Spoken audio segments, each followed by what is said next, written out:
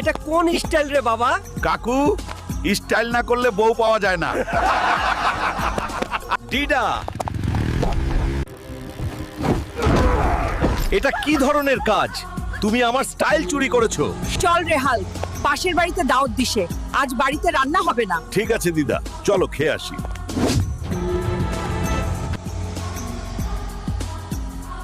এগুলো কি খাওয়া যায় নাকি? মাংস না দিলে আজ ভাত খাবো না। চুপ করো, কি করছো? মাংস না দিলে ভাত খাবো না। মাংস ছাড়া খেলে আমার পাছা গরম হয়ে যায় সব সময়। তোমরা সবাই এখানে থাকো, আমি এখনই যাচ্ছি। বড় দেখে আরেকটা গরু ধরে আনছি, তারপর সবাই বসে পাছা ঠান্ডা করে মাংস দিয়ে ভাত খাবো। হাল্ক আবার শুরু করলো রে। এখানে তো বড় বড় গরু থাকে, এখন তো হালার পুত কাউকেই দেখতাছি না।